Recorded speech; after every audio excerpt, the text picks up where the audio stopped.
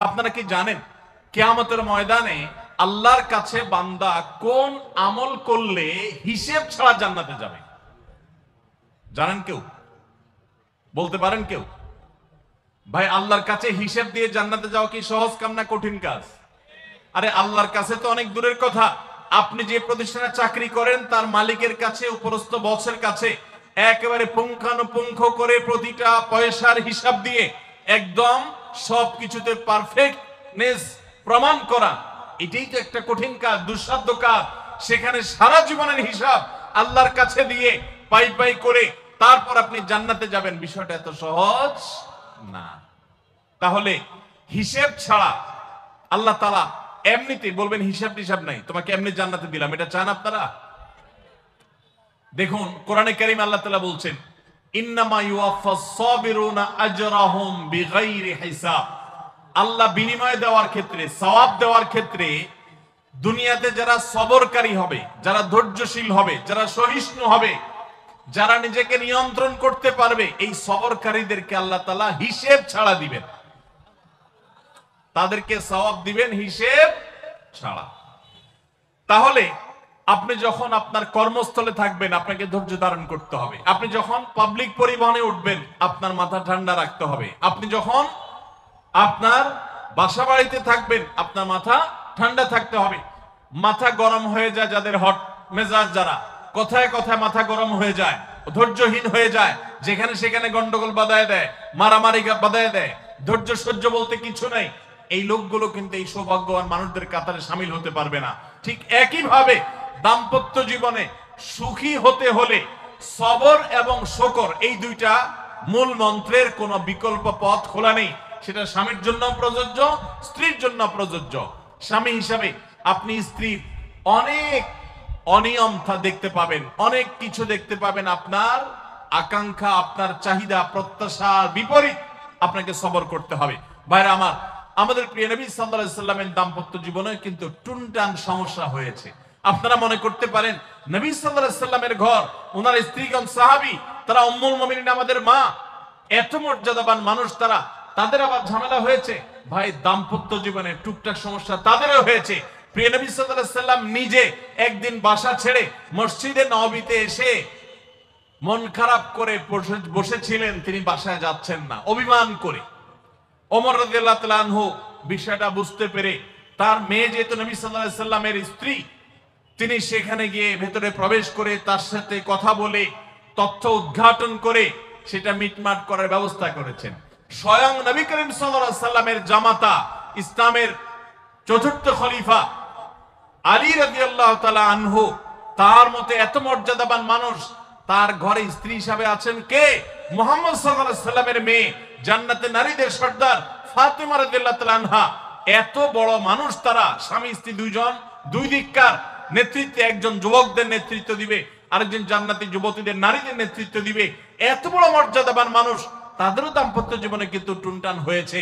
একবার আলী রাদিয়াল্লাহু তাআলা আনহু এসে মসজিদে টানটান হয়ে শুয়েছিলেন মাটিতে, মনটা খারাপ, ঘরে একটু হালকা ঝামেলা হয়েছে, তো এই জন্য মসজিদে নববীতে এসে মাটিতে শুয়ে আছেন।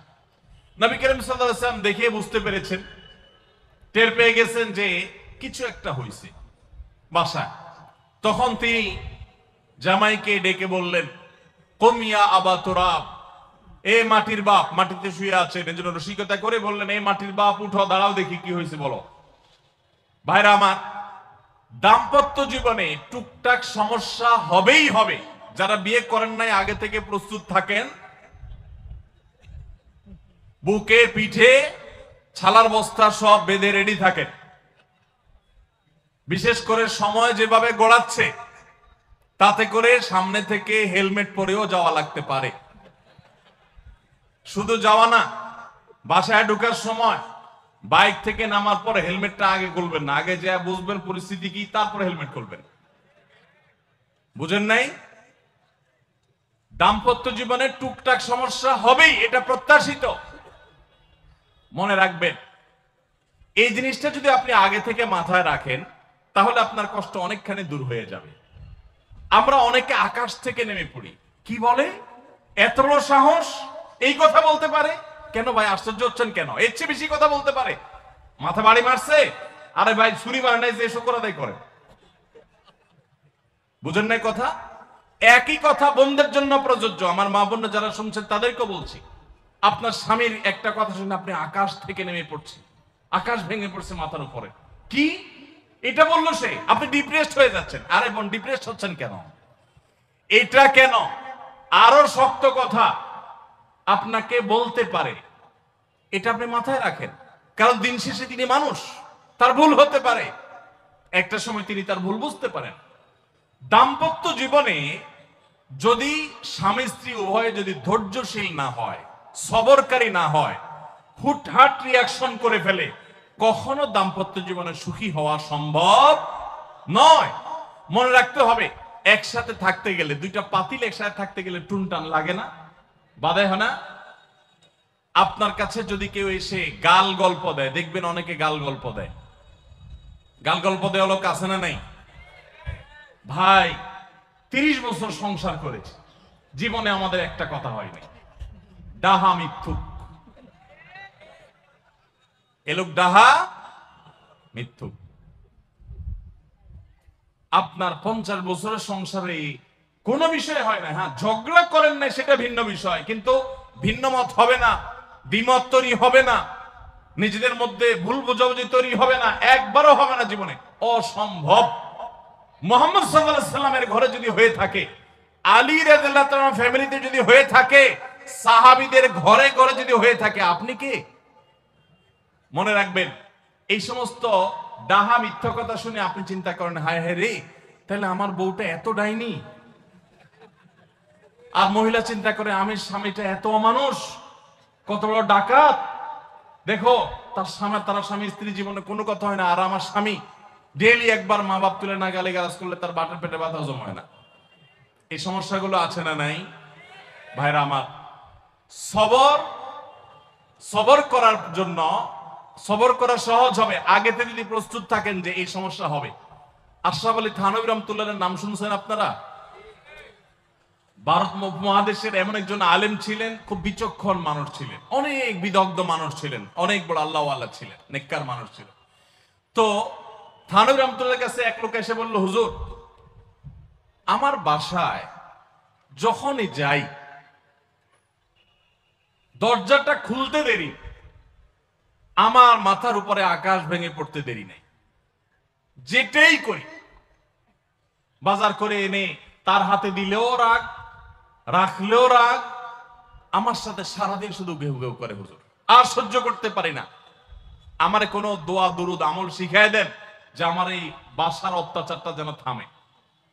তো থানভী রাহমাতুল্লাহ বললেন যে শোনো, তোমার একটা বুদ্ধি শিখাই দেই, দোয়া দুরুদ না। বুদ্ধি হলো, এখন থেকে বাসায় গিয়ে দরজা নক করবা, যে নক করার আগে 1 মিনিটের মোরাকাবা করবা। কি করবা? মোরাকাবা বুঝেন? ধ্যান, ধ্যান। এটা কল্পনার জগতে ডুবে যাবা 1 মিনিটের জন্য, জাস্ট 60 সেকেন্ড। কি ধ্যান করবা? দরজা যায় থামবা, থেমে চোখ বন্ধ করে মাথাটা নিচু করে চিন্তা করবা, আমার ঘরের ভিতরে একটা কুকুর আছে, আর কুকুর মানুষ দেখলে কি করবে? ঘেউ ঘেউ করবে।